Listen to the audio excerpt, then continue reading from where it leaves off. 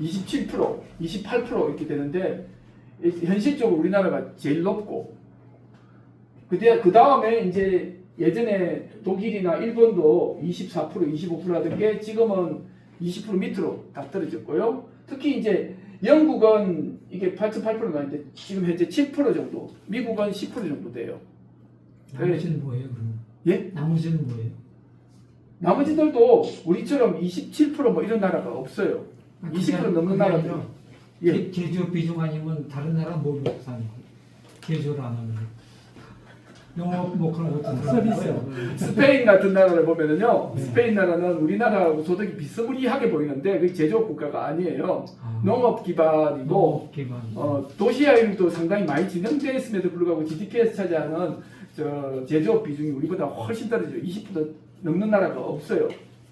한국은 확실히 제조업 국가입니다. 그리고 이제 문제는 이 제조업이라는 게 또 한 가지 이야기해야 될 게 자산과 함께 시장의 문제인데 한국은 한국 자체 시장으로 그 제조업 우리나라 만들어낸 제조업을 버티지를 못해요. 시장은 무조건 해외의 시장을 갖고 있어요. 해외의 시장을 갖고 있어요. 처음부터 시작할 때부터 그랬고 그래서 그게 이제 한국 자본주의의 상당히 그 약한 권위일 수도 있고 잘하면 또 강점이 될 수도 있고 옛날에 스웨덴 아시잖아요. 스웨덴이 이제 제일 앞에 제가 이제 그 여기 보면은 스웨덴이 여기 이제 스웨덴 경제학 이야기하면서 딘 마이어드라고 하는 사람이 예전에 이 사람들이 이제 사회당 출신 그 경제학자입니다. 이 사람들이 그때 당시에 이 사람들은 케인지안인데도 불구하고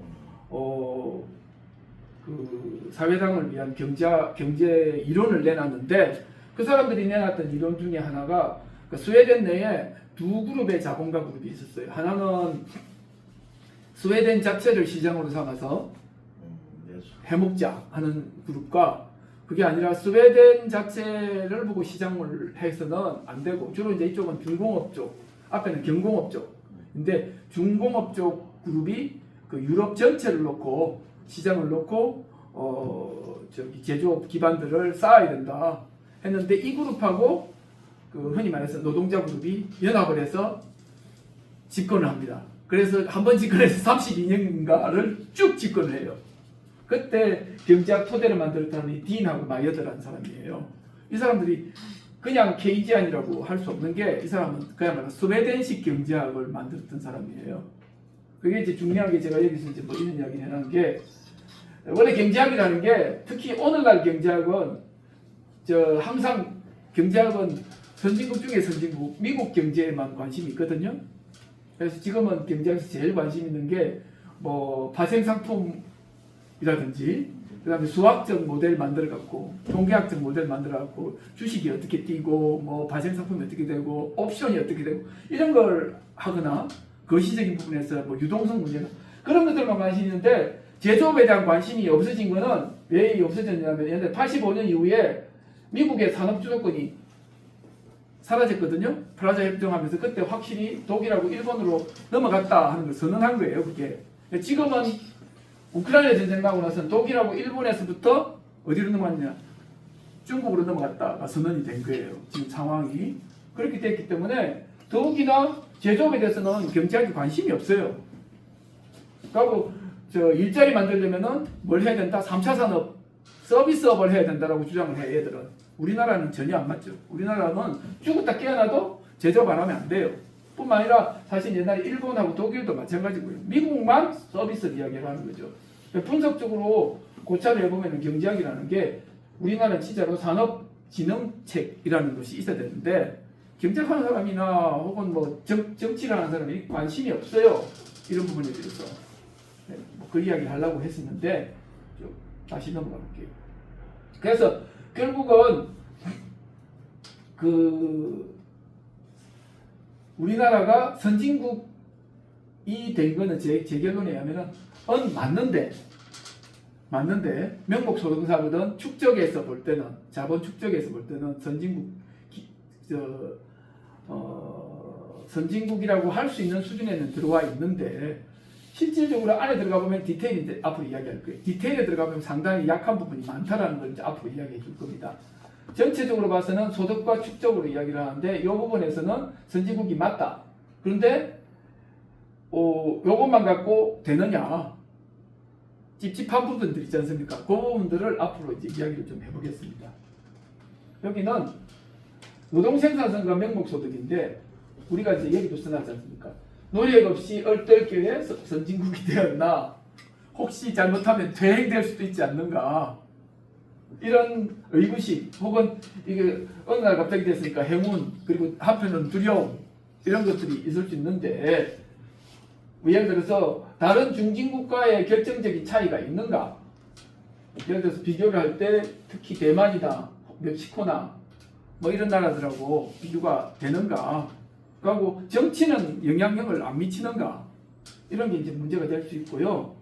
그 다음에 이제 다른 문제에서 보면은 제조업 비중이 우리나라가 26%고 다른 데는 20%, 10%, 7% 이 정도밖에 안 되고 자산은 뭐 아까 말했듯이 축적이 상당히 많이 진척됐다 그랬고 그리고 한국이 지금 첨단 개혁, 기술 혁신과 첨단 산업 부분에 있어서도 사실은 그 비교 대상이 되는 나라에 비하면은 엄청나게 진척이 빨라요.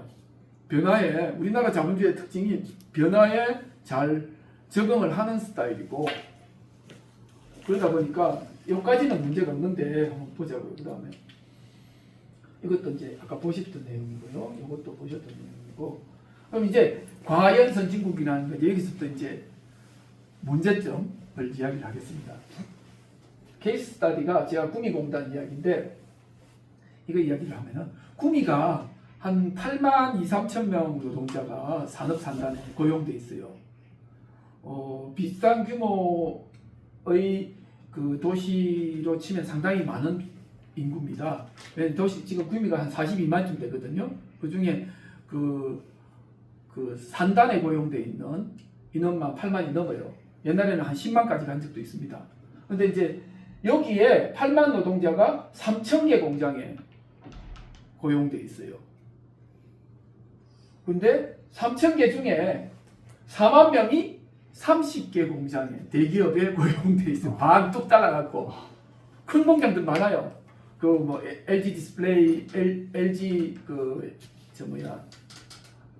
이노텍, 그 다음에 뭐 거기 농심도 있고 LIG 넥스원, 뭐 한화, 삼성 옛날 삼성전자부터 시작해서 삼성 SDS 뭐 이런 것들 많습니다.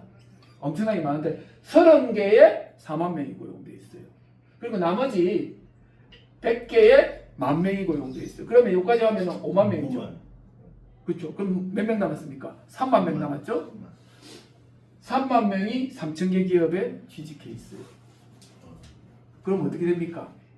한 개당 평균 10명이죠. 10명이면은 실제로 들어가 보면은 5명짜리 공장이 바글바글하다는 뜻이에요. 거의가. 구미 같은 국가 산단을 4개나 갖고 있는 도시에서도 이 지랄이에요. 들어가 보면은 얼마나 열악한 대부분의 개수가 좋을 수도 있는 거 아니에요? 예? 좋을 수도 있는 거 아니에요? 네, 그 독일이나 적응도 잘할 수 있고. 조금 이야기 해볼게요. 예. 들어보시죠. 그러면은 그 다음 이야기 한번 들어보자고요. 우리나라의 대기업, 중견기업, 소기업의 노동자 1인당 매출액 이게 중요해요. 노동생산성과 관련돼 있어요. 이 말이 정말 중요한 이야기입니다. 왜냐면은 우리나라가 이제 우선 1조 기업 수가 일본 대비 감안했을 때 한 4분의 1밖에 안 된다고요. 우리나라가 한 250개, 일본이 2,000개 되거든요. 이게 이제 상장기업 대상으로만 한 겁니다. 상장기업 대상으로. 그리고 이제 23년에 이 정도 되고요. 1,000억 기업도 유사해요. 비율이 한 3분의 1 정도 수준. 인구 대비 같다고 봤을 때 그렇게 되고요. 그 다음에 이제 이거는 매출이 큰 회사의 이야기고 두 번째 이거는 인당 매출. 대기업은 평균에서 4억에서 7억 정도 나옵니다. 우리나라 대기업이라고 하는 게 이게 중견기업까지를 나누는 기준이 중견기업까지 나누는 게 1,000억이라고 하거든요. 1,000억. 그리고 이제 중견기업이 아까 여기 보면은 2억에서 3억. 그리고 나서 소기업은 무조건 1억이에요. 1억. 근데 이 1억은요 매출이고 순이익은 1,000만 원입니다. 인당 1,000만 원. 근데 인당 1,000만 원인데 갑자기 월급을 최저임금 주다가 1,000만 원 올려고 3,000만 원 줬다. 그러면은 이익이 빵 되겠죠? 그러니까 소기업 사장의 애완 뭐 이런 거 생각할 수도 있는 상황이 되는 거예요. 임금에 대해서 그 줄 포션이 없고 그 다음에 그 자체가 보통 이제 하청 원청 회사가 거의 그 액수를 정해갖고 내리는 이런 방향으로 진행이 됩니다. 저희 같은 경우 스마트 공장 할 때도 제가 현대기아차 거를 갖다가 첫 해부터 한 4, 5년을 했는데 한 번 할 때마다 한 20개, 30개씩 회사를 갔었거든요. 그래서 가보면 전부 다 사장 이제 하청 회사의 사장한테 저쪽 원청 회사의 대리가 다 지시를 내립니다. 요번에 하청을 받을 때도 A급, B급, C급 이렇게 나오는데 A급이 돼야 이익이 좀 더 많이 남고 그걸 특히 스마트 공장 안 하면은 A 안 된다 그래가지고 난리였어요.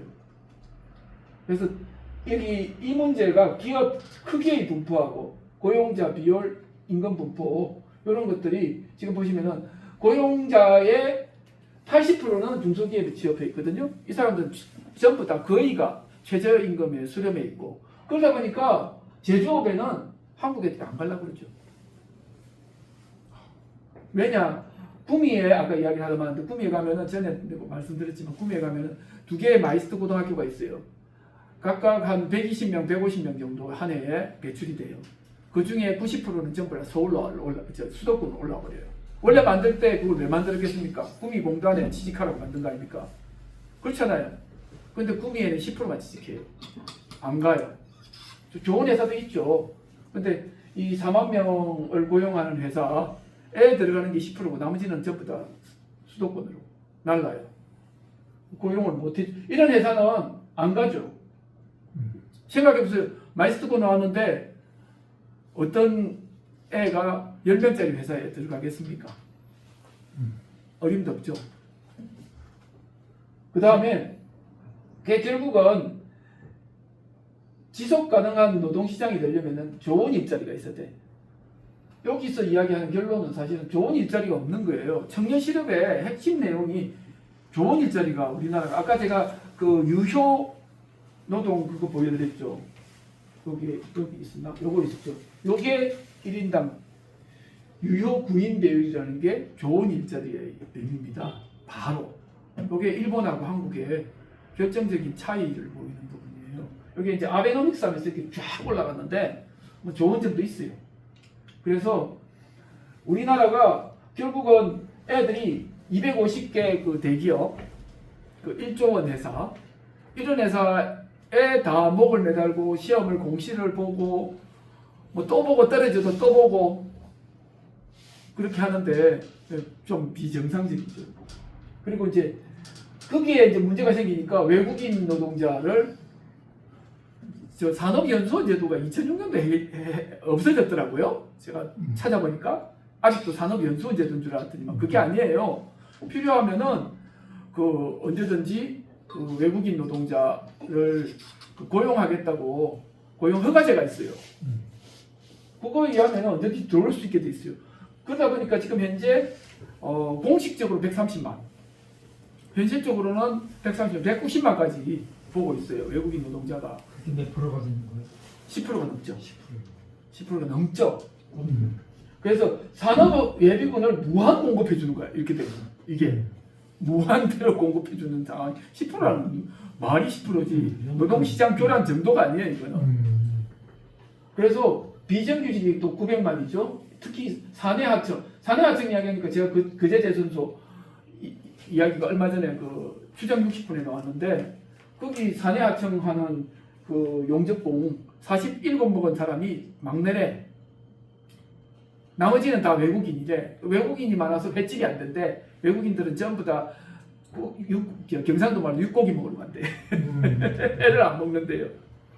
횟집이 그 동네 횟집이 아닌데 조선 경기는 좋아졌다라고 생각을 할 수 있는데 겉보기는 실상 들어가 보면은 옛날하고 많이 달라져 갖고 완전히 아작이 났다는 거예요. 전부 다 사내 하청으로 다 돌리고. 그래서 어쨌든 좋은 일자리가 없다. 이 문제가 우리나라 지금 자본주의 문제에 있어서 그 핵심적인 문제가 된다. 특히 아까 말씀드렸듯이 그거는 저기 그 기업의 규모가 작다 하는 거하고 또 연결이 되는 거예요. 기업의 규모가 작고 그다음 그러다 보니까 1인당 매출도 큰 회사가 그만큼 이 사업 실업하는 회사의 숫자가 작잖아요. 그리고 요 수치도 소기업 비율도 우리나라가 월등하게 높아요. 자, 이어서 넘어가 볼게요.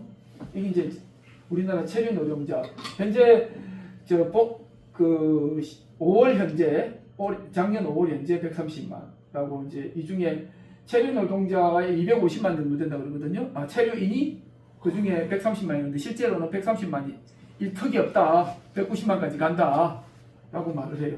불법 체류자는 포함도 안 되어 있습니다. 합법적으로 들어와 있는 사람이 250만. 그래서 이게 주민등록 인구의 4%가 체류 외국인입니다. 우리나라 지금 엄청나게 외국인 많습니다. 이것도 뭐 그 표고요. 이건 들어가 있으니까 보시면 되고.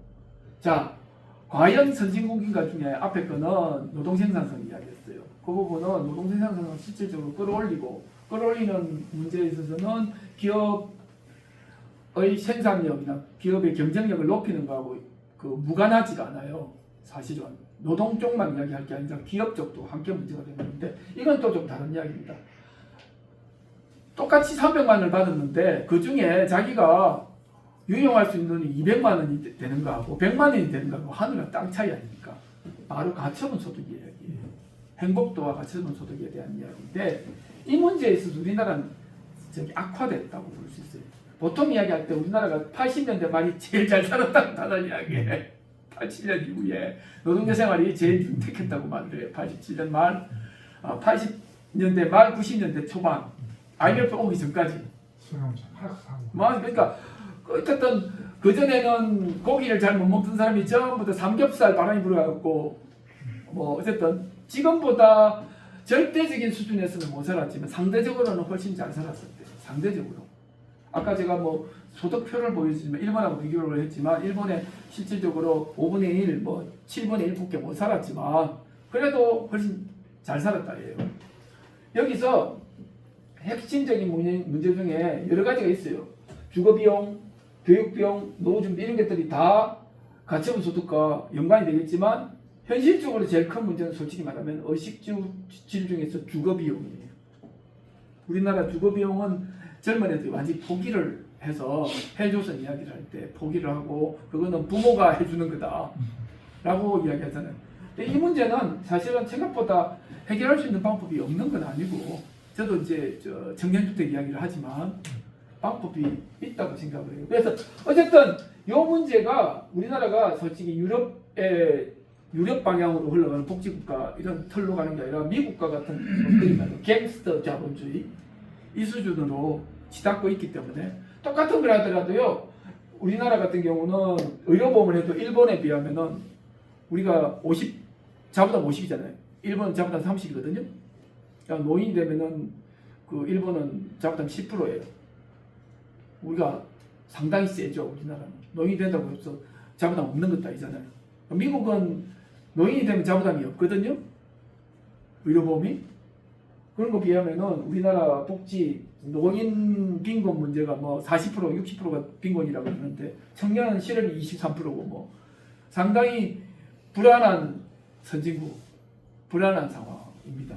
그런 문제에 대한 행복도를 높일 수 있는 조치들을 하지 않으면 사회 불안 요인과 그리고 사는 사람이 불행하잖아요. 그게 무슨 선진국이 될 필요가 없는 거죠. 사실은.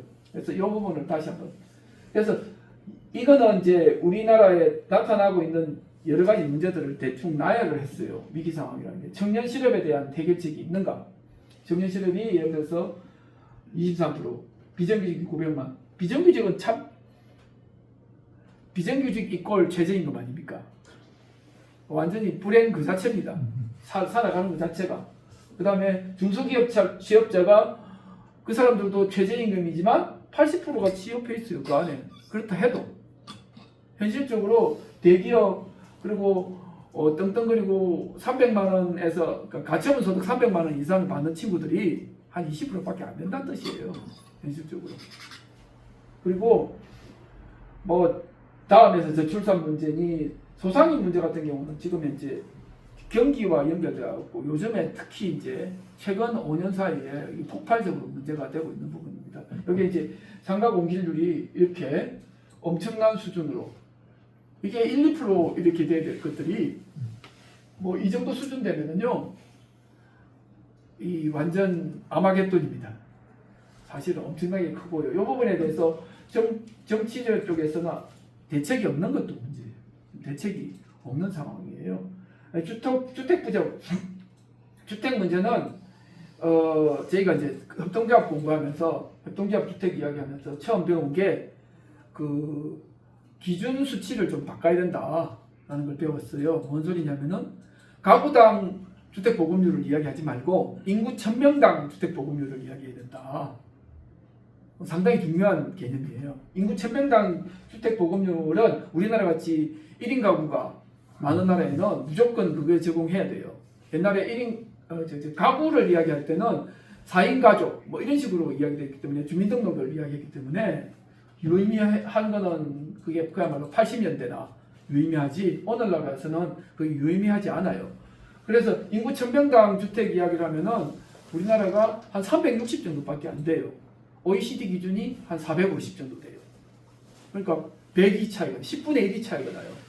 그러니까 사실은 물론 이제 다가구 주택이라는 게 이제 그 안에 묘한 그 부분이 좀 들어 있긴 있어요.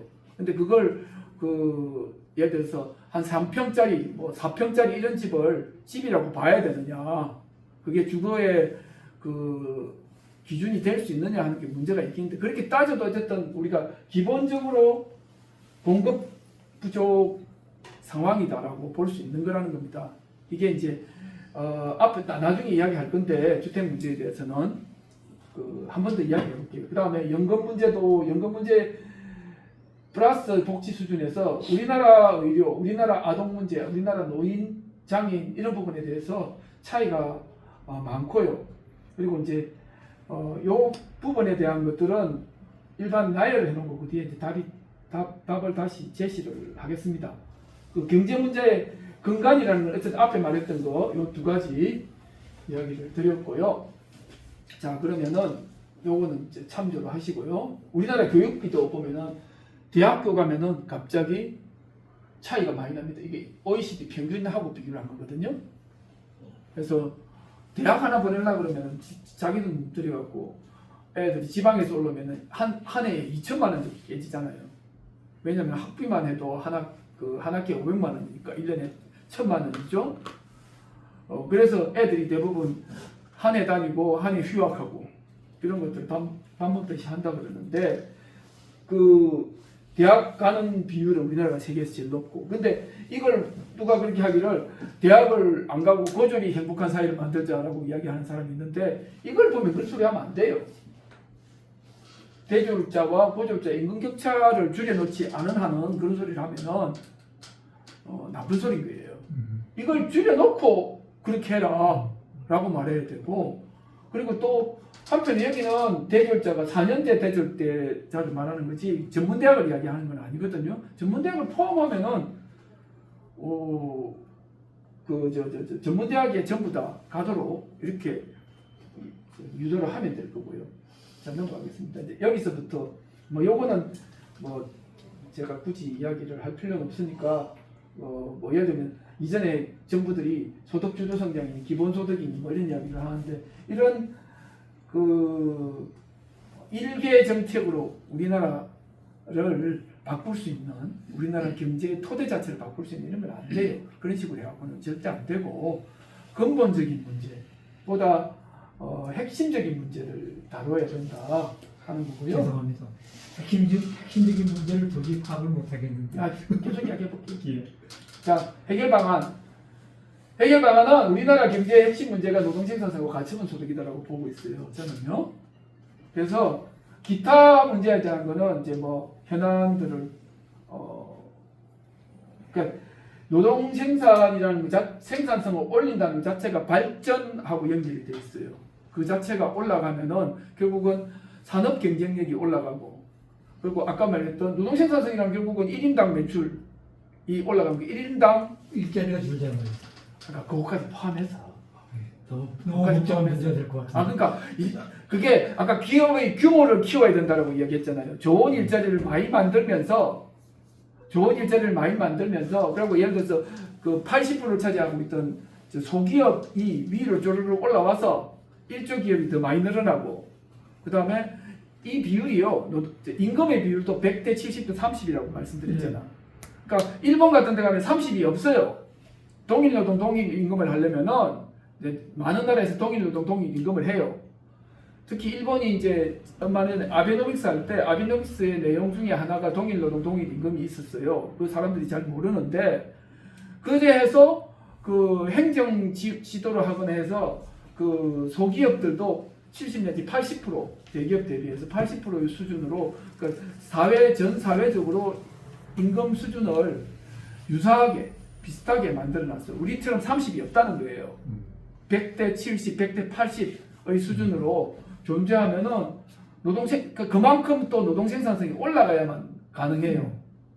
실질적으로 그냥 임금을 주는 게 아니라, 임금을 주려면은 임금을 줄 수 있는, 아까 제가 말씀드렸잖아요. 그 소기업은 매출이 1인당 1억이고 이익이 1억 1천만 원밖에 안 나온다고요. 그렇게 하고는 70을 줄 수가 없어. 그 30 주는 거예요, 그게. 그러려면은 그 자체를 끌어올려야 돼. 끌어올린 방법에 대해서 얘기할 거예요. 아니, 그걸 이제 숨겨놓은 해답. 저 질문을 좀 끝나고 자, 한번 보자. 기타 부분 떠나서 요 앞에 부분부터 이야기할게요. 이게 그리고 이제 또 한 가지는 제가 오늘 안 다루는 거는 주식이나 자본과 관련된 대기업 문제는 이제 공정거래라든지 뭐 특히 이번 상법 개정과 관련해 가지고 예를 들면은 그 이익은 뭐 700억밖에 안 났는데 누구야? 이랜드 했던 누굽니까? 아니 이랜드가 제정인데 이마트 정용진. 정용진이가 올해 임금으로 월급을 200 몇십억을 가져갔답니다. 근데 걔는 등기이사도 아니야. 그 어쨌든 상법상에 그런 부분에 대한 책임 경영 이런 것들을 좀 지우고 해야 된다는 이야기가 나오는데, 그거는 제가 이번에 안 다뤄요. 여기서 안 다룹니다. 사이클은 특히 더 안 다루고 경기 사이클은 더 안 다루고. 자, 보자고요. 여기서 아까 보셨듯이 1조 기업, 뭐 1000억 기업 수를 10년 내에 최소 2배라도 늘릴 수 있는 방안을 노력을 해야 된다는 거예요. 노력을. 그냥 되는 게 아니고 가만 놔두면 지가 되겠습니까? 한 해에 아까 말했던 게 200이던 게 250 되는데 한 3년 걸렸던 것 같아요. 그래갖고는 언제 2배 되겠습니까? 500개 이렇게 되려고 그러면은 강간버렸죠.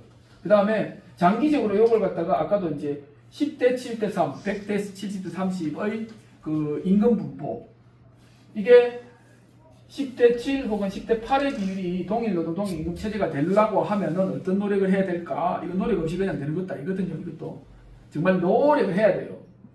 줄 수 있는 능력을 가지도록 회사를 막 유도를 해야 될 거 아닙니까? 그 회사 그냥 어느 날 갑자기 그러려면 원청회사가 하청회사한테 돈을 많이 줘야 되는 거고. 그 다음에 이러려면은 이제 여기 이제 해답을 중견기업 대상으로 해서는 다각화 제품 개발 능력을 지원해야 된다라는 말이 있어요. 그러니까 우리나라가 중견기업이 예를 들면 한 회사에 제품 판매하는 제품이 한두 세, 넷, 다섯 뭐 이렇게 있다고 칩시다. 한 개 있는 회사는 별로 없어요. 중견기업 되면 제품군이 시리즈로 이렇게 쫙 나오죠. 그리고 제법 잘 돌아가는 중견회사 같으면은 한 회사에 납품하지 않으려고도 해요. 요즘 같은 경우는 많이. 근데 물론 이제 삼성전자나 뭐 LG전자 같은 데는 지네가 더블로 가지려고 그러고, 걔는 그 하청업체는 그 지네 자기한테만 충성하라고 이렇게 하는 케이스인데, 이거 불공정 거래죠. 중견기업 입장에서도 다각화를 해야 되고 제품 다각화, 그 다음에 그래선 다각화 그리고 뿐만 아니라 R&D 자금을 여기다 집중을 해줘야 돼요. DX는 뭐냐면 디지털 트랜스포메이션입니다. 결국은 디지털라이징을 해서 합리화를 할 수 있도록 중견기업한테 결국 저 산학의 핵심적인 내용 여기 다 박혀야 된다 하는 이야기고요. 그리고 이제 대기업도 뭐 아들내미 딸내미 이렇게 많이 생기면 다 쪼개갖고 중견기업이 되도록 유도를 안 해도 유도를 제대로 상품만 제대로 되면 유도됩니다. 상품만. 그 다음에 이제 소기업의 문제가 이제 심각한데 소기업은 어쩔 수 없이 그 통합하고 협동화를 해야 되는데 예를 들어서 10명짜리 회사를 10개 모아가지고 한 50명이 되도록 회사를 만드는데 그걸 그냥 회사의 그 물리적인 통합 안 돼요. 화학적 통합이 안 돼요. 그래서 할 수 있는 방법은 이게 영업 지원이든 수주 판매 기술 지원을 통해서 협동조합화를 하는데 협동조합을 만든다고 해가지고 그 각각의 회사들이 없어지는 건 아니에요. 그래서 아까 말했던 수주 판매 기술 지원을 받을 수 있는 털만 협동조합을 만들면 돼요. 그렇게 해가지고 협동화가 나아가서는 그 통합도 가능할 수 있도록 하나로 화학적 결합도 될 수 있도록 유도를 하는데 이거를 예를 들면 처음에 저희가 시도를 해본 거는 예를 들어서 CAD 프로그램을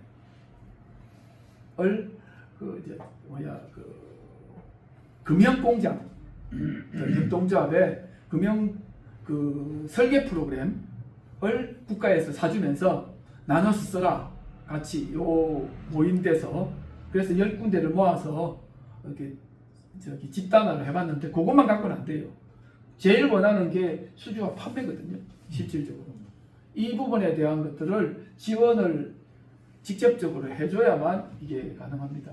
이런 방향에서 어쨌든 이거 말고도 사실은 이런 노력을 위해서 여러 가지 시도들을 많이 해봐야만 이게 가능한 거거든요.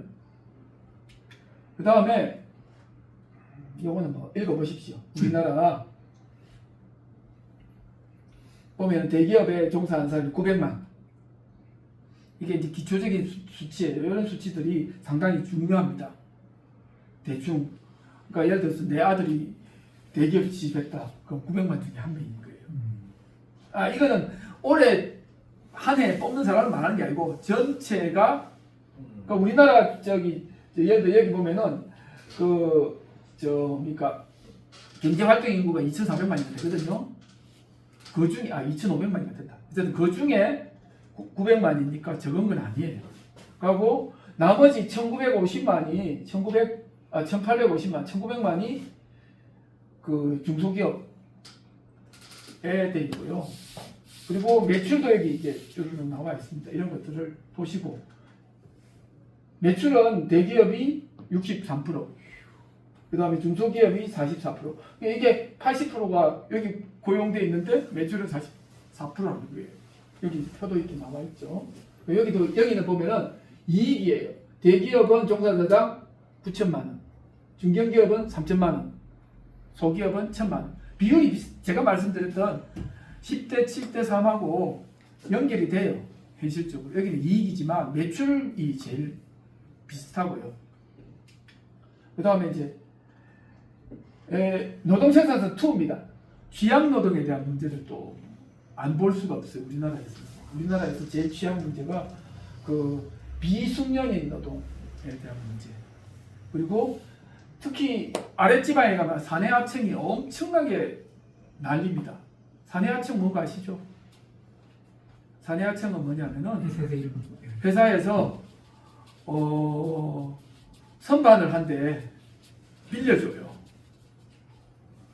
유대기 선배한테 선반을 빌려주고 그거 와서 이걸 네 걸로 해가지고 네가 나한테 빌려갖고 그걸 돌려서 나한테 납품해라.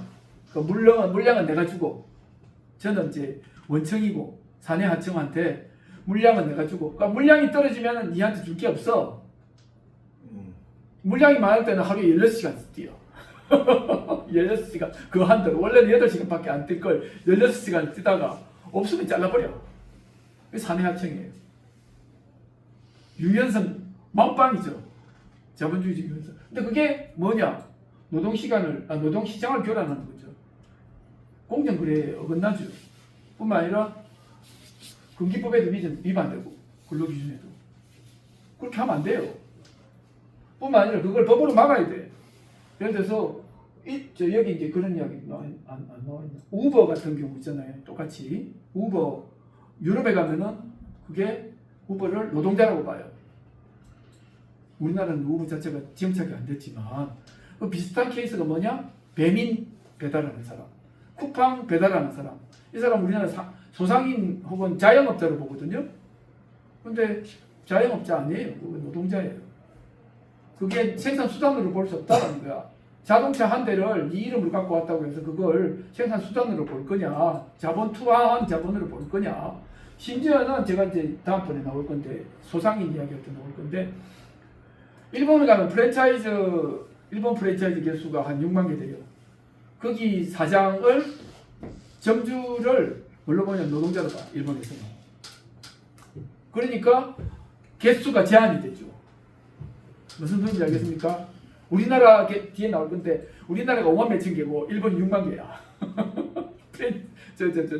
CU 같은 게 GS25 같은 게 일본하고 우리하고 개수가 비슷해. 인구가 거기 2.3배인데 이 말이 돼요? 특히 코로나 이후에 확 늘어갔고 지금 거의 비슷한 숫자가 돼버렸어요. 그러면은 어떻게 되겠습니까? 점포당 매출이 팍 줄었겠죠. 그 다음에 점주는 죽을 지경이죠. 지노동력 다 내도 지돈 하나도 안 받아가도 버틸까 말까 이런 상황이. 그 노동자로 봐야 되는 거예요. 그 노동자를 노동자 아닌 사람으로 우리나라 법이 돼 있는 부분이 여러 군데 있는데 그 중에 사내하청 심각한 문제예요. 그 다음에 이제 비정규직도 비정규직을 안 넣고 임시직으로 규정을 짓고 예를 들어서 보다 엄격한 규정과 그 다음에 비용 부담을 늘려버리라. 임시직을 고용을 하면은 정규직에 비해서 1.5배를 주도록 해라. 무조건 하고 그렇게 그 법으로 만들면 임시직을 잘 안 쓰고 무조건 하고 가능하면 정규직을 쓰려고 그럴 거 아니에요.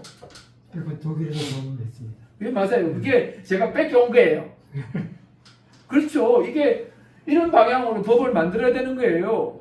정규직을 옹호하도록 만들어줘야 돼. 그러니까 솔직히 말해서 유연성을 위해서 비정규직을 쓴다면 더 주고 쓰란 말이에요. 그게 말이 되는 거야. 유연성을 위해서만 쓰면 되잖아. 그게 아니라 노동 비용을 줄이기 위해서 비정규직을 쓴다. 이거 말이 안 되는 거예요. 그거는 원래 논리에 안 맞는 거예요. 원래 논리가 노동 유연성을 위해서 비정규직을 쓰겠다라고 주장을 하는 게 자본주의 논리거든요. 그러니까 임금 줄이려고 비정규직을 쓰겠다라고 하면은 그건 못하게 만들어야 되는 거야. 이거 막아야 되는 거야. 이런 식으로. 여기도 마찬가지. 사내하청도 마찬가지고 똑같이 그 하청과 원청의 그 임금 격차 이 부분에 대해서 직접적으로 그 동일 노동 동일 임금으로 지금 이제 그제 가면은 임금이 2배 이상 차이 나거든요. 원청의 회사에 고용된 사람하고 사내하청 물론 사내하청 놈도 지가 처먹어야 될 거 아닙니까? 그러니까 그 중간에 있는 놈이 그레드를 타느냐 아니면은 뭡니까 제네시스를 타느냐에 대해서 차이가 나지만 그래봤자 많이 들고 있어봤자 10명씩 데리고 있는 꼭 10장 같은 애들이에요. 솔직히 말해서. 그래서 이제 다음에 또 문제예요. 그 다음에 아까 시장을 교란하는 것 중에 하나가 외국인 노동자의 말입니다. 외국인 노동자에 대해서도 보다 엄격한 관리가 필요하고 숫자로 제한도 해야 되고 이게 우리나라가 아직까지 문제가 안 되고 있지만 다른 나라 같은 경우는 10%에 육박하면은 이거 난리가 나요. 현실적으로. 그게 왜 문제가 되냐? 지방 가면은 북내인은 못 구하니까 외국인을 넣어야 되겠다고 난리를 치니까 이렇게 버티고 있는 건데 거기에 대해서 일단 내국인에 대해서 뭐 내국인 우선 청년 취업 가능한 구조로 이렇게 구조를 만들어 갖고 보조금을 그런데 지급을 하든지 뭐 어디 알래스카에서 배가 갔다가 배 잡을 멘트 잡으러 갔다가 빠졌는데 배가 뒤집혀졌는데 알고 보니까 동남아시아 뭐 방글라데시에서 오네 선원들이 다 그렇잖아요. 그 양식하는 데 가도 전부 다 외국인. 흔히 말해서 3D 쪽은 전부 다 외국인. 이제 대충 앞에 그 이해가 되셨습니까? 노동생산성에 대해 두 가지 이야기했어요. 첫 번째 거는 좋은 일자리, 두 번째는 취약 노동에 대한 이야기 드렸고, 그 다음에 이제 가처분 소득 이야기입니다.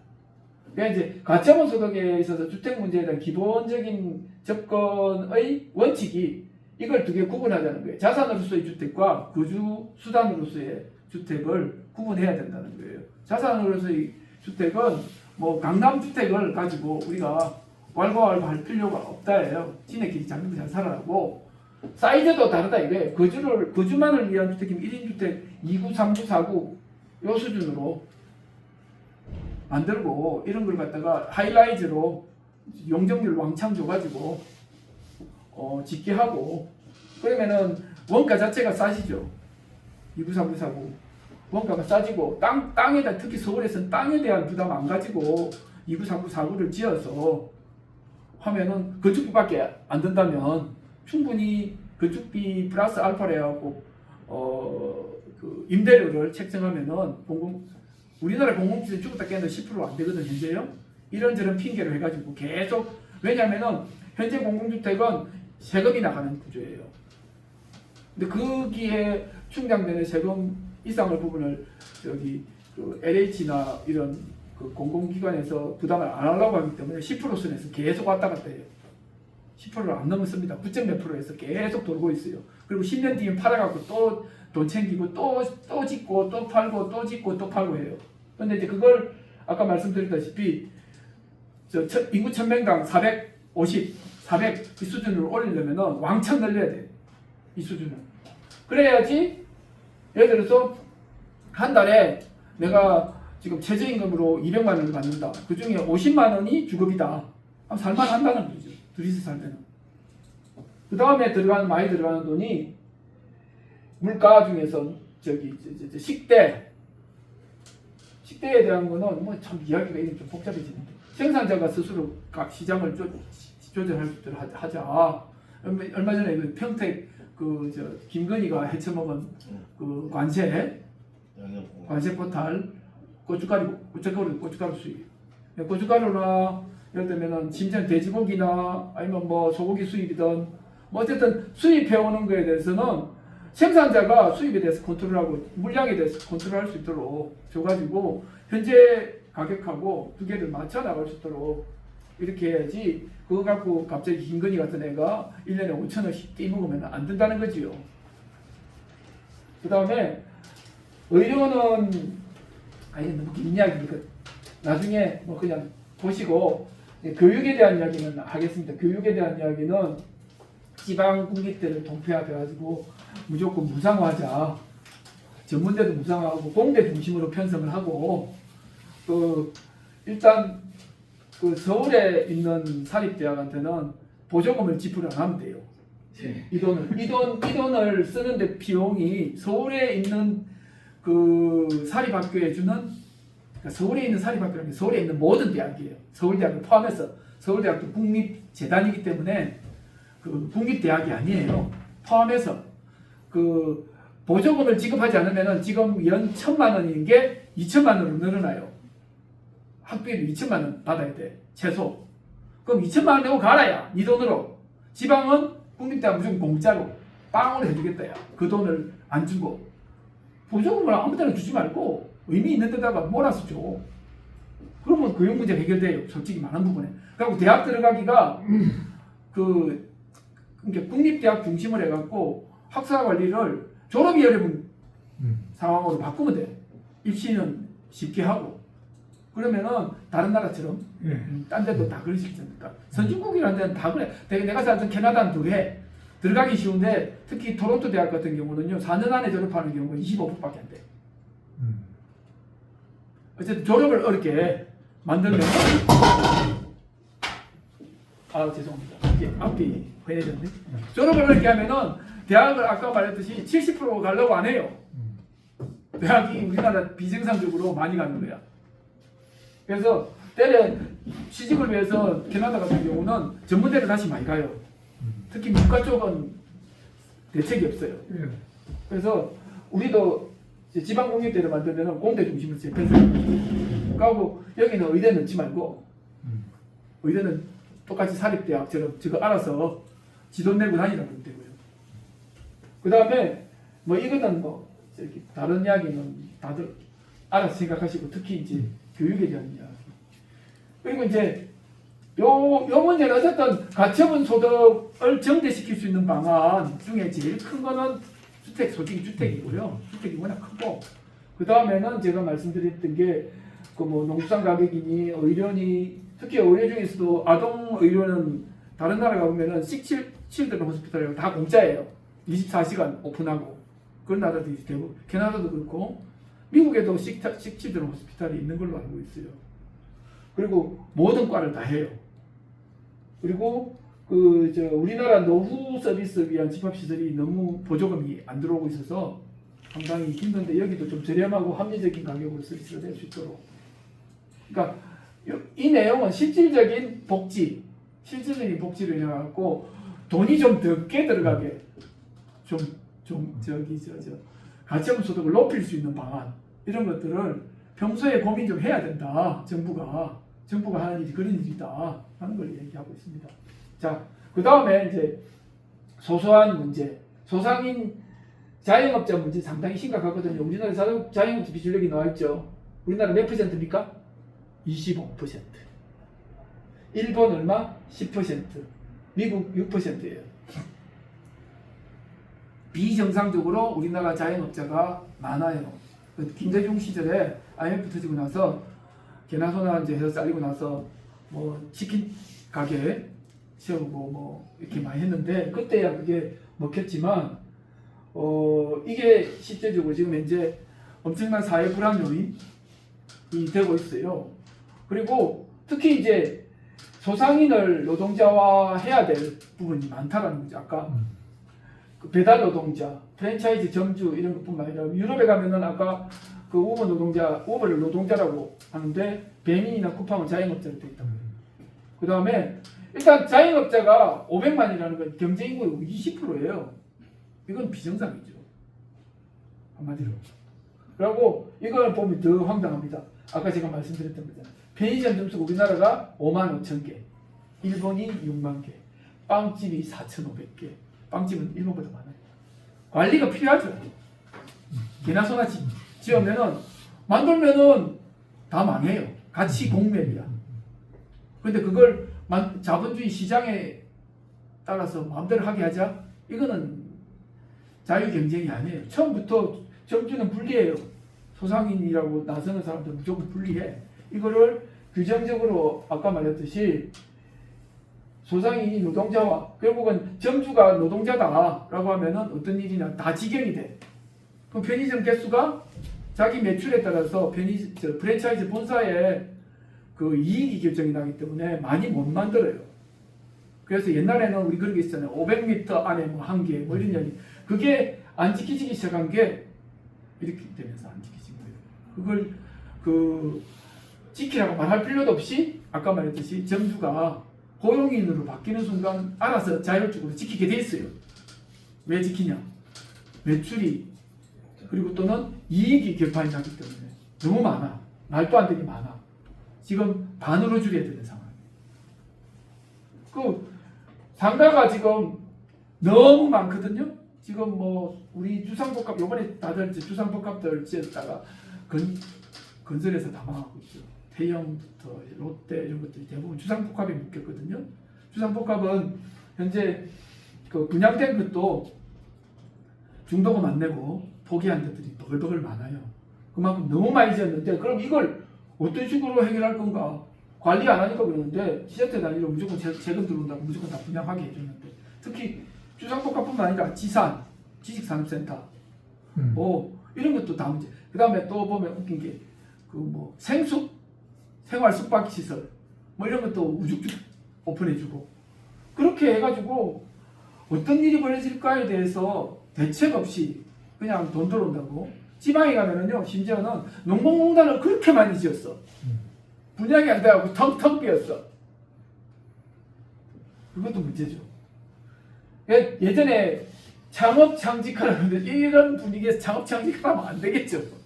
창업창직이 될 수가 없는 상황. 창업창직하면 전부 다 뭐합니까? 이 자영업자 되는 거잖아요. 솔직히 말해서 자기가 숙련자면은 창업창직해도 돼. 그리고 그 실리콘밸리에서 벤처 만들 때 90% 이상이 3년에서 5년 경력 가진 애들이 나와서 해요. 대학 졸업하고 바로 하는 게 아니고 일반적으로 그러고 자본도 끌어모으지 못해요. 우리나라식으로 하면 대리나 과장급 때 생산성이 제일 좋을 때거든요. 그런 애들이 나와갖고 창업을 해야 창업이 되는 거예요. 아이템도 갖고 나오고. 근데 이걸 갖다가 대학생들한테 가고 창직하라고 창업하라고 사기죠. 자, 요 이야기로 거의 끝입니다. 자, 뭐 지방소멸 이거 이야기 해볼게. 한마디만 하고 끝내겠습니다. 우리나라 요 이야기가 뭐냐면 우리나라 지방세 비중. 지방세 부가가치세 국세잖아요. 다른 나라 가면은 특히 이게 캐나다 가면은요. 그 국세가 5%고 온타리오 지방세가 8%예요. 그러니까 13%의 소비세가 있어. 그 중에 포션이 8%가 지방이고 5%가 중앙이 가져가. 우리나라는 100을 가져가요. 100을 중앙이. 신기원이죠. 우리는 솔직히 말해서 20%라도 8대1로라도 지방이 가져가면 제가 이제 구미 같은 경우 대표적인 케이스야. 구미는 인구가 40만이고 GDP가 35조나 되는데 만날 교보금을 타올 때 어디야 건너편에 있는 경주보다 작게 받아가. 경주 20만 정도 되거든요. 구미 40만이거든. 왜 적게 가져가냐? 땅 넓이가 경주가 더 커. 바다도 있어. 산이 많아. 그래서 그게 더 많이 가져가. 뭐 교보금이라는 자체가 제도 자체가 웃기게 짜여 있어요. 그게 87년 이후에 농촌 기반으로 한 북한인들이 나서 갖고 표를 만들어 놓은 그 틀에서 별로 못 벗어나요. 그러니 인구가 많은 40만이 되는 데는 쓸 돈도 많잖아. 해야 될 일도 많고 더욱이나 특히 인구가 많은 복지 예산도 많이 들어가야 될 거 아니야. 결국은 인구 적은 데한테 뺏기는 거야. 그 건너편에 있는 14만밖에 안 되는 김천도 1조가 넘지. 근데 구미는 1조 3천인가 4천인가 별 차이가 안 나. 왜 인구수로 안 따져주고 하는? 그것도 웃긴. 그러니까 교보금이라는 제도 자체가 웃긴 거고 그 교보금이라는 건 중앙에서 나눠주는 거거든요. 지네가 국세를 다 받아들여갖고 지방한테 쓸 돈을 나눠줄게 하고 이렇게 그 시혜적인 거라. 그렇게 하면 안 되지. 지방세를 높여갖고 내가 우리 동네에서 쓴 거 소비세라는 거 있잖아. 내가 우리 동네에서 사고 팔고 한가 이제 그 돈은 우리 동네 들어오게 일정 부분이라도 많이 썼으니까 많이 그걸로 갖고 사람들이 많이 썼으니까. 그리고 외국에 가면요 재산세도 대부분 재산세 100%가 지방세로 떠나는 경우가 많아요. 캐나다는 재산세 보유세 100%가 지방세예요. 우리나라는 재산세도 9대 1이잖아. 10대 1이구나. 10대 1. 10%를 지방세로 붙이잖아요. 그러니까 말이 안 되는데 어쨌든 중앙이 잘 해먹었어요. 지방자치가 됐지만 중앙이 계속 독재를 하고 있는 거야.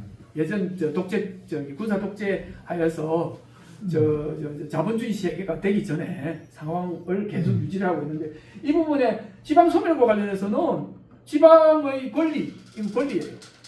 를 일단 찾고 가야 돼. 예산 문제에 있어서. 그러고 나면 그 예산 갖고 우리 지방을 땡길 수 있는 자금도 쓸 수 있고 뭔가 이렇게 잘못하면 또 그랬다면 무슨 소리가 시장이나 도지사가 또 해쳐먹는다 이 소리 나오지만 그게 감시를 잘하면 되는 거고. 일단은 중요해요. 요게 교보금 방식은 후진적이고 옛날 시대에 지방자치 시대에 안 맞는 내용이다. 특히 소비세. 소비세는 적어도 20% 정도는 지방에서 직접 관리를 하고 쓸 수 있도록 해야 된다. 그 다음에 이 우리나라 분산하면은 지방 분산을 했는데 지방 분산하고 다시 또 쪼개버리잖아. 예를 들면 저 혁신도시 가면은요, 나주에 가면 한전 있고, 김천에 가면 한전 기술이 있고, 또 어디더라 저 전기 안전 그거나 익산에 있어. 이 세 개가 한 군데 있어야 되는데 그걸 쪼개놨어.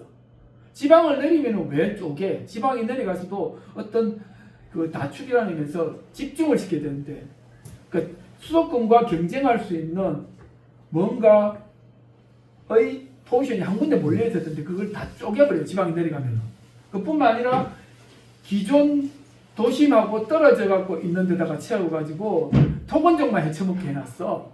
기존 도심이 이렇게 커질 수 있도록 그걸 밀어주려고 안 하고, 어쨌든 옛날에 이거 노무현 시절에 지방혁신도시 만들면서 공무원 새끼들이 혹은 교수들이니 이런 애들이 그 생각이 정말로 뒤처져 갖고 이런 식으로 했어요.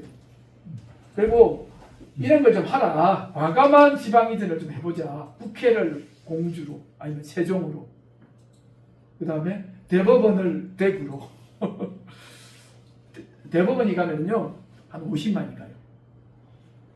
그 다음에 한국은행을 부산으로. 한국은행이 부산에 가면 산원이 부산 갔다고 지랄을 안 하지요. 지금 산원이 부산 갔다고 허그 HF 부산 갔다고 지랄하고 뭐 올라오겠다고 지랄을 하는데 한국은행도 같이 가면 되잖아. 그 한국은행이 부산에 가 있다고 해서 불편할 게 하나도 없어 지금은. 그리고 KBS를 광주로 옮겨야 돼요. 그럼 뭐 탤런트들도 없고 배우들도 광주로 갈 거 아니에요. 그런 식으로 좀 어떤 한 축을, 한 분야를 과감하게 지방으로 가게 해서 서울을 쪼개버려야지. 서울의 기능들을 현실적으로 그런 식으로 날려버려야 지방 손해가 안 되는 거예요. 그리고 지방 손해 자꾸 그러는데 어차피 이 단위에 그 사는 거는 면 단위도 약하고, 결국은 농사 짓는 그 트랙터 모는 아저씨는 전부 다 그 군 소재지에 살아요. 애가 있으면은 걔 학교라도 보내야 되기 때문에. 그렇잖아요.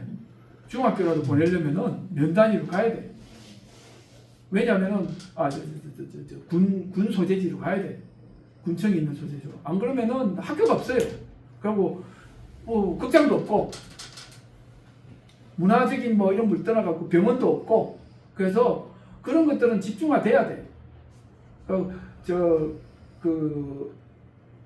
대래 일본 같은 경우처럼 예를 들면은 도쿄하고 그 다음에 오사카, 관서 두 축이고, 그 다음에 뭐 후쿠오카 근처, 그 다음에 삿포로 근처, 이런 식으로 다축으로 역할을 할 수 있도록 이렇게 만들어야지. 그걸 지방에 내놓으면 다 쪼개버립니다. 안 됩니다.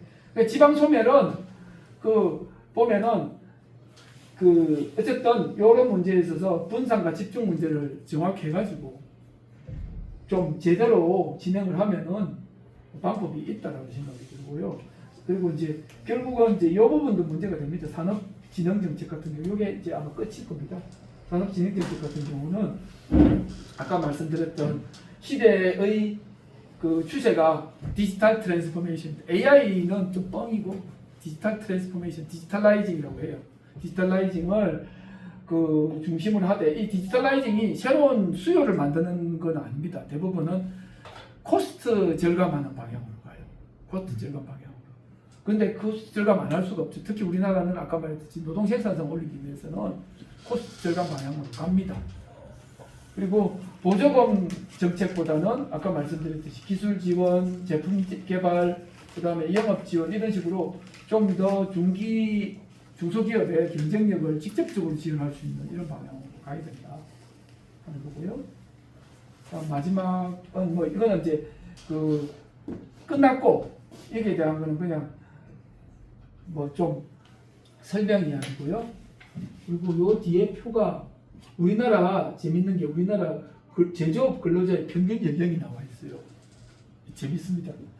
우리나라 현재 보시면은 2001년 때는 20대, 30대, 40대, 50대가 이랬어요. 50대가 9%, 40대가 25%, 그 다음 30대가 이랬는데, 지금은 여기가 쪼그라들고 점차 늙어갖고 평균 나이가 얼마지? 41세, 42세예요. 제조업 노동자의 평균 나이가. 일본도 그래. 일본도 현재 42세 이러는데 이제 붙어가죠. 거의. 이 추세가 우리 제조업 노동자라 그러면 젊은 애들이 와가지고 옛날에 다 우리 87년도 노동자 대투쟁할 때 다 젊었잖아요. 근데 지금은 그 중간 레벨이 41세야. 뒤로 쫙 몰려 있는 거예요. 앞에 그만큼 사람들이 안 와. 이런 것도 엄청난 변화 중에 하나입니다. 예. 근데 이게 어떻게 보면 정상인 거예요. 선진국이 되면서 숙련자 중심으로 바뀌어가는 게 맞는 거예요. 그리고 일을 안 할 수가 없어. 65세까지. 노동자라고 해서 65세까지 일을 안 할 수가 없는 거예요. 더 하려고 지금 난리. 그러니까 20대부터 들어오는 나이가 20대 후반, 20대 중반에서 취직을 하면은 40대까지 20년 조금 지났잖아요. 근데 앞으로 20년 더 일해야 되니까 가운데가 되는 거예요. 여기서까지 계속 이주하는 거예요. 그게 추세인 거예요, 이미. 그리고 이걸 슬프다고 이야기할 게 아니라 그렇습니다. 여기 비정규직 노동자 이야기라든지 뭐 쭉 이야기 있으니까 한번 보십시오. 여기까지가 아마 끝일 겁니다. 자.